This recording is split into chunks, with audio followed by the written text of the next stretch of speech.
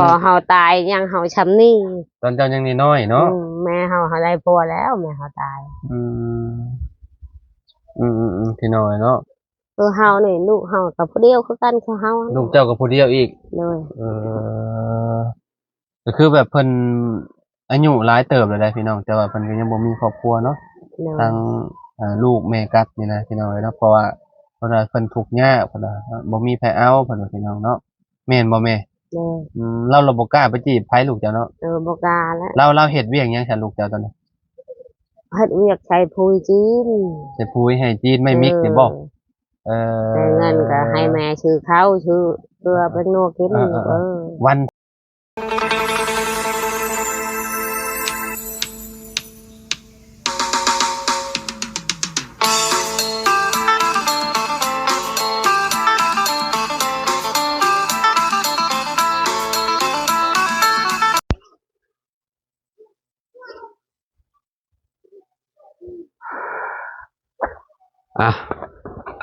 กราบสบายดีสวัสดีพ่อแม่พี่น้อง FC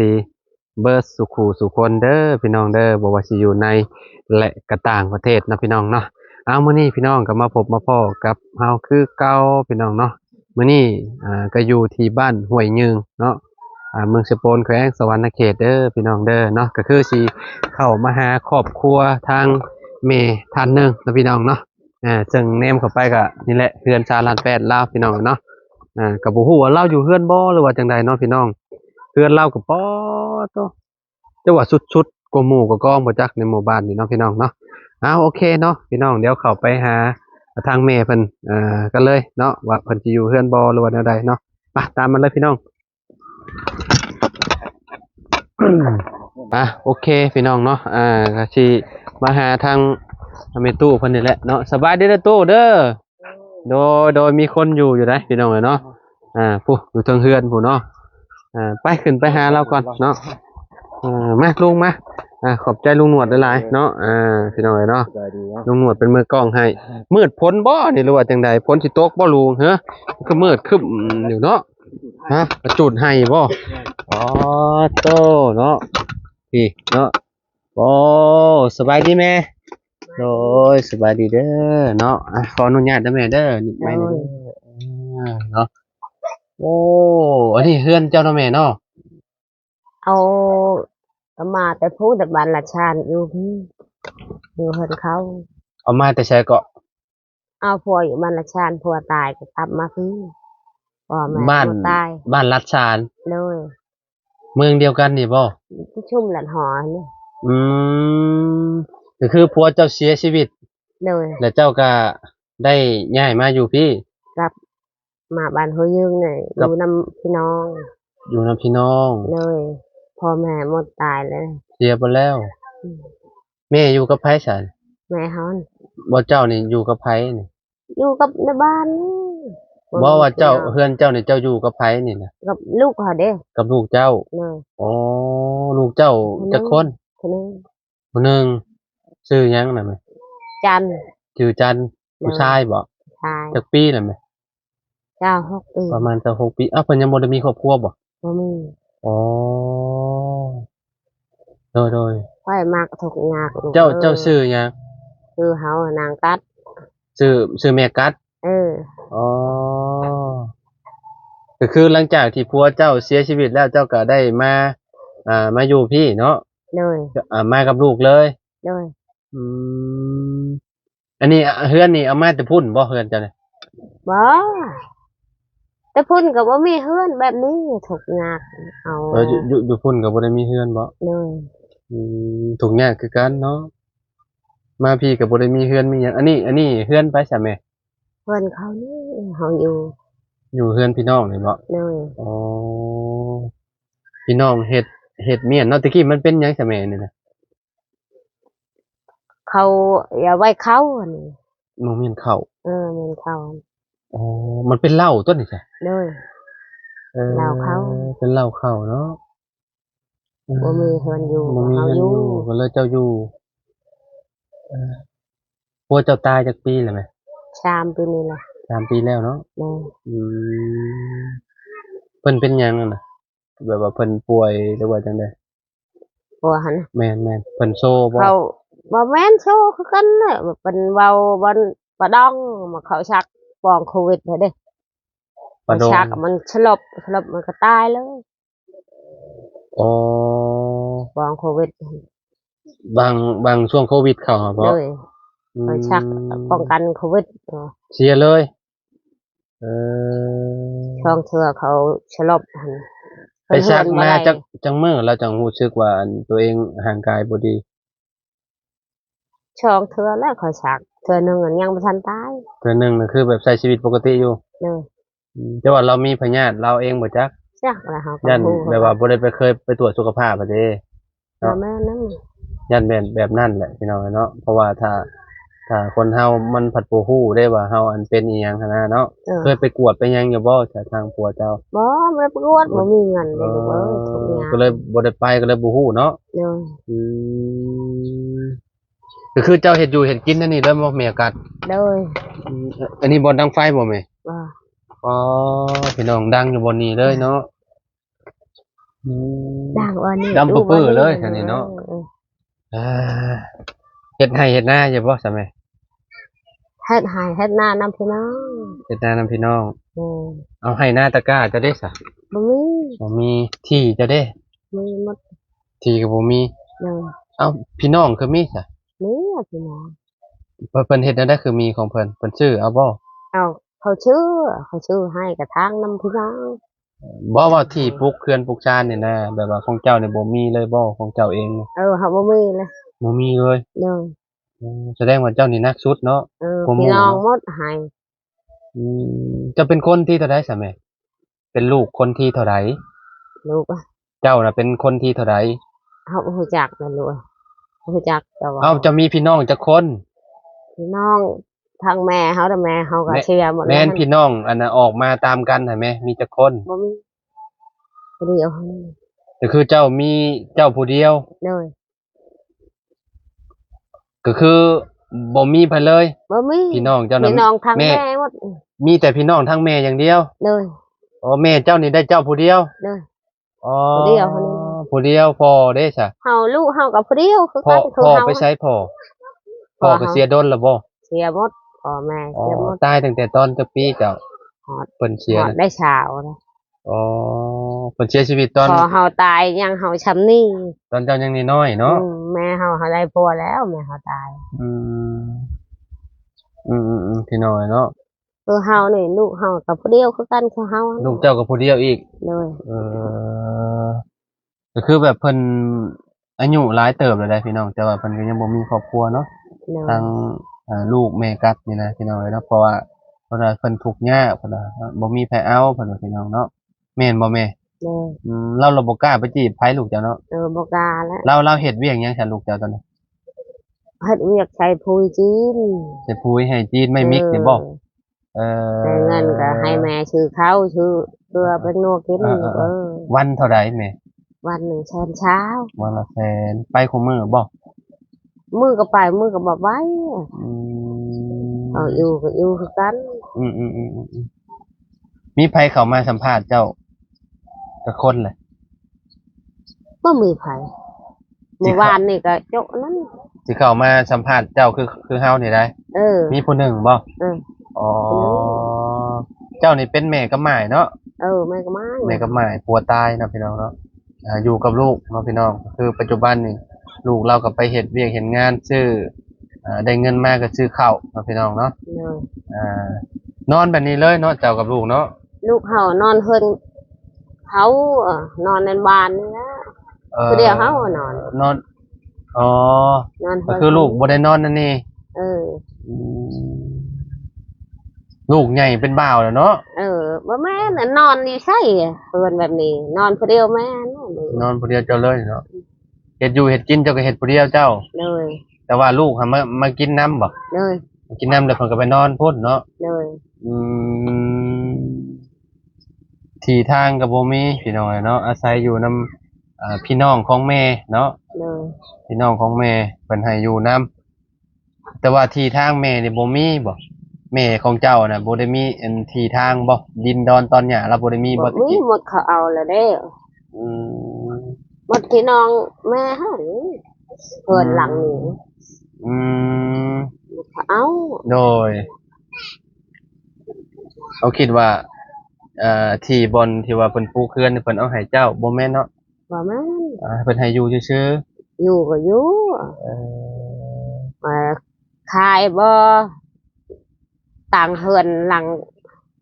มีใหม่มีหยังถึงก็ สมมุติว่ามีเรือนมีซ่านเจ้าสิไปปลูกบ่อนได้บ่เนี่ยสมมุติในอนาคตนะลูกเจ้าหาเงินหาคำได้หันนะ ได้ได้เงินหาอยู่ชื่อ ไปซื้อเอาบ่อนใหม่บ่ เลย ซื้อบ่อนนี้เพิ่นก็ขายบ่นั่นแหละ ขาย เออ พอนำ ขาย พี่น้องได้เงิน พอได้ปลูกเรือนเนาะ เลย ก็สิให้อยู่ดอกพี่น้อยเนาะเอ่อเพราะว่าทางลาวนี่ก็เนาะน่าสงสารได้เพราะว่าผัวตายแล้วก็กลับมาอยู่บ้านก็บ่ได้มีอีหยังหันนะพี่น้องไปอยู่พุ่นผัวก็ทุกข์คือกันเนาะ ทุกประกันพี่น้องผัว ผัวทุกข์ยากพี่น้อยเนาะเราก็ได้จักสิเฮ็ดจังไดพี่น้อยเนาะข้าวแต่ละปีนี่คือแบบเฮ็ดจั่งใดแม่ อืม อันข้าวน้ำซ้ำปลาเจ้านี่มันเวลาไปเฮ็ดอิหยังนำเพิ่นแบ่งให้เท่าใดจ้ะ หลังหนึ่งช่องชอบทำชอบ เอ่อ ลายหลังน่ะได้10ชอบ บ่ก็คือเจ้าไปซอยเพิ่นนี่ เลย คือเพิ่นให้2ชอบบ่ เลย ก็บ่ไหวแล้วบัดนี้เนาะมันก็ต้องได้ซื้อกินข้าวอีกเนาะ เลย ไปหูดเอาบ่เวลาเฮาไป เกลียว เกี่ยวเอานะ เลย เออเอาบางหมู่บ้านเขาเจ้าก็เห็นนะก็อันเขาเจ้าหูดเอาซะ บางก็หูดบางก็เกลียว แต่บ่ไหวเนาะ เลย เอออีกบ่ดนได้นี่เนาะเดี๋ยวก็ไปนำเข้าไว้ได้เนาะ เลย มันสิฮอดฤดูผลแล้วเด้พี่น้อยเนาะเพราะว่ายามนี้นะเขาเจ้ามีแต่จูดป่าอย่างเดียวได้ เลย จูดป่าจูดหยังให้มันแป้นแล้วก็เนาะมีแต่รอฝนตกลงมาแล้วก็นำเข้าพี่น้องเนาะ เลย นำเข้าปลูกเข้าแหละยังเหลือกระสอบเดียวในบ่เข้าเจ้า เลย แม่นบ่เข้าเข้ายังอะน่ะ เขาหน้า เข้าหน้าน่ะ เลย เฮ็ดหน้าได้บ่อยู่นี่ เฮ็ดนำพี่น้อง แปลว่ามันมีถงเพียงอยู่บ่มันมีให้หน้าให้ดับ นี่ อยู่ พี่น้องเฮานี่ อืม ไปซอย ไปซ เขา อยเพิ่นเนาะพอได้กินเนาะ เลย เห็นไหมเนาะก็ค่อนข้างสิลำบากได้พี่น้องเนาะอยู่กันแบบบ่มีเรือนมีซานอยู่เนาะแต่ยังดีอยู่เนาะกลับมาแต่พุ่นยังมีแบบเพิ่นมีให้อยู่กระต๊อบแบบนี้พี่น้องเนาะฝนตกก็อยู่สบายอยู่แล้วว่าแม่ มันสบายเอ้ยลูกเอ้ย บ่ได้หัวบ่ได้หยังหรอกว่า มันบ่ได้หัวบ่ เปียกหมดเอ้ย เปียกอยู่บ่ เลย เบิ่งคือแน่นหนาอยู่ซะเบิ่งมันคือบ่มีบ่องหอบ่องหัวอ๋อมุมนั่นพุ่นเนาะอ๋อเป็นป่องกระโปงอยู่พี่น้องเนาะหักดำเบิดเลยเดี๋ยวนี้พี่น้องเนาะเพราะว่าเราดังไผนี่ เลย ดำเบิดเลยเนาะอืมโอ้เวลาฝนตกฝนหยังกับมันสาดกับมานี่ในป่องในหยังนี่แหละเนาะ เปียกหมด เปียกเบิดเนาะบ่มีหมองอยู่แล้วนี่เนาะ เลย อืพี่น้องเนาะเจ้าซื้อมาใช่ไหมเบิดบ่ฟ้ากระจาดอันนี้นะอยู่นี่อยู่ทางหลังนี่ก็แม่นบ่เอามาใช่ไหม เขา บ่ ชื่อนี่ชื่อ ชื่อไม่ใช่ไหมเนาะอืมพี่น้องเลยเนาะก็มาได้เอ่อมาบ้านอันห้วยเงือกเนาะ เลย ก็ได้มาเจอหลายๆอย่างอยู่เลยพี่น้องเพราะว่าแรกๆเขามาหาน้องน้อยเพิ่นเนาะน้องน้อยลูกสาวค่ำมาแหละพี่น้องเนาะ เลย น้องคนนั้นแหละเนาะแล้วก็ไปหาชาวบ้านอยู่นะฮะเพิ่นก็แนะนำมาว่าให้มาถ่ายเบิ่งอันแม่มันเนาะ เลยแม่มันชื่อนางกัด เจ้าเพราะลูกเจ้าน่ะชื่อมันบ่ ลูกเขานี่ อืม จัน ชื่อจันเป็นหยังต้องห้องแม่มัน แม่มันคนหนึ่งมันเสียเลย ผู้หนึ่งน่ะชื่อมันบ่ อืม เราเสียแล้วบ่ เอาพออยู่พุ่น เอาผัวอยู่พุ่นแล้วเสีย อยู่ หรือว่าบ่ได้เสีย เวลา อ๋อเราไปเอาผัวอยู่พุ่น เลย ก็เลยห้องแม่มัน ลูกพ่อ ลูกผัวน่ะเนาะบ่ได้แม่นลูกเจ้า เลย แสดงว่าเจ้าน่ะเอาผัวพอห้างบ่ตอนน่ะ หามัน แม่นตะกี้น่ะ มาพอก็มา พ่อกับแม่อันเมียเราตายคือกัน อืม อ๋อเราก็เลยมีลูกผู้หนึงเจ้าเลี้ยงมาแต่นี่น้อยบ่เพิ่นผู้นั้น ฉัน จำนี่ ได้แล้วก็อยู่ ประมาณปีปลายเนาะบ่ ได้ ฮอด และ เท่าไหร่ ชามอะ 3 ปี แล้ว บ่ ถึงได้ชาม ประมาณ3 ปีเนาะอืมเราไปมีครอบครัวอยู่พุ่น เลย โอ้คะแนนเราบ่มีครอบครัวอยู่พุ่นเราก็มาอยู่นํเจ้าแล้วเนาะ เลย เอ่อผัวก็เป็นพ่อไม้เมียก็เป็นแม่ไม้เนาะพี่น้องบ้านนี่เนาะหลังจากที่ผัวตายไปแล้วเนาะก็กลับมาอยู่บ้านอยู่ช่องเนาะคุมื้อนี้แม่เฮ็ดหยังจ้ะแม่ ทุกอย่างอยู่แล้วทางให้ก็อยู่ ทั้งบ่ได้สิไปอันนั้นนำเข้าบ่น่ะอีกโดนบ่ ไปค่ะ ไปนำเข้าหั้นแหละเจ้ามันทางให้ปลูกมันบ่ ยั นั่ ง น โด น่ะ นน่ะเดินหกออกก่อน เดือน6ออกก่อนจังสิไปนำเนาะ เลย ให้มันชุ่มก่อนเนาะแม่เนาะ เลย พี่น้องเนาะโอเคพี่น้องมื้อหน้ามื้อในเดี๋ยวสิมาหาแม่กัดเลยเนาะ เลย แม่กัดอีกพี่น้องเนาะจักปีละเจ้าน่ะแม่ 48 48แล้ว เล เนาะ ย โอ้โหอายุเนาะ ครูเอ้ย เอ่อ เบิ่งนำใบสะครัวหันหู อ่านหนังสือออกอยู่บ่ ยังบ่ออก อ่านหนังสือบ่ออกบ่ได้เรียนบ่ บ่ อืมคิดว่าเจ้าเรียนประแดกเป็นนัวมีอยู่เนาะ มีชื่อ ชื่อเอาเกลือก็มี เลย มื้อนี้กินข้าวกันยังแม่ บ่มีอาหารเลยหรือวะ บ่มีอาหาร เลยก็ได้ไปหาหน่อไม้ แต่เก่ากินหยัง แต่เก่ากินผักกินหญ้าไปหา กินผัก ได้ กินหญ้าพี่น้องเนาะโอเค พี่น้องเอ้ยเนาะเดี๋ยวมื้อหน้าแล้วจะมาเข้ามาหาแม่มัดอีกก่อนพี่น้องว่ากินนี่ว่าสิไปหาน้องคนหนึ่งเพื่อนเพิ่นอยู่ในหันแหละอยู่ในใต้นะพี่น้องเนาะ แต่ว่าบ่เห็นเพิ่นพี่น้องเนาะบ่เห็นเพิ่นก็เลยมาหาทางแม่มันเพิ่นเนาะทางแม่มันก็อยู่กับลูกพี่น้องเนาะอยู่กับลูก2คนเนาะโอ้ยเนาะจังได๋ก็สู้ๆเด้อแม่เด้อ เล เนาะ ย เป็นกำลังใจให้เด้อแม่เด้อเนาะเดี๋ยวมื้อหน้ามื้อในลูกสิเข้ามาเยี่ยมใหม่เด้อ เลย พี่น้องเนาะมื้อหน้าสิเอามาม่ามาฝากเราก่อนมื้อนี้ก็บ่ได้เอามาพี่น้องเนาะ เลย ก็บ่เป็นหยังเนาะก็สิมีแต่สิเอาเงินให้ทางแม่เราเนาะพี่น้องเนาะชื่อปลาแดกเป็นนัวแม่เอ้ยเนาะพอได้ชื่อหมักพริกเนาะเอามาเฮ็ดแจ่วกินเนาะแม่เนาะ เลย บ่ฮู้ว่าทงเท่าใดหมักพริกอยู่นี่เนาะ ทงน้อยๆเช็ดเช้า แม่นบ่10,000บ่เจ้าก็กินหมักพริกอยู่บ่ เดี๋ยวกินน้อยลูกมขาดหมักพริกไปเนี่ยบ่ได้แล้วเนาะ เลย แป้งนัวเด้ เป็นนัวก็กินน้อยบ่ ถ้า มี ขาด เป็นนัว เป็นนัวเด้ กินบ่ไรแหละ บ่แซ่บบ่ เลย เกลือ เกลือนะ เกลือเจ้าก็กินอยู่บ่ กินน้อย ถ้าขาดเกลือไป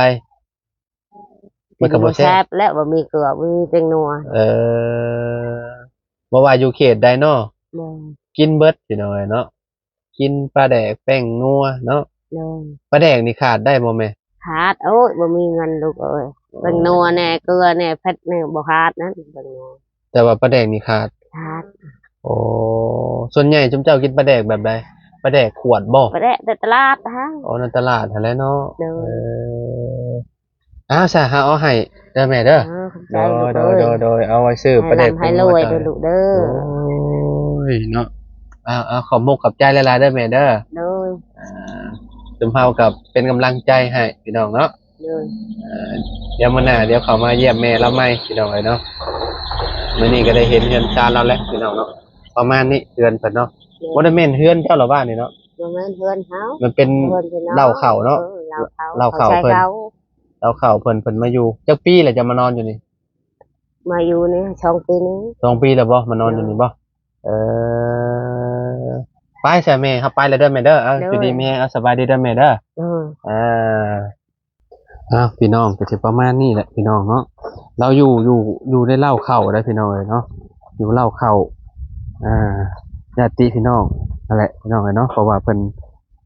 เอาเข้าเมียนตะกี้แต่ก่อนเราบ่มีเงินจ่ายล้านแปดเพิ่นก็เลยให้เราอยู่พี่น้องเนาะประมาณนี้พี่น้องเนาะไปพี่น้องเนาะขอบคุณ FC ประชาชนทุกคนเด้อที่ติดตามเด้อพี่น้องเพราะว่าสิอยู่ในและก็ต่างประเทศเนาะ ขอบคุณหลายๆไปพ่อกันคลิปหน้าพี่น้องสำหรับคลิปนี้ไปแล้วพี่น้องสบายดีเด้อพี่น้องเด้อเนาะ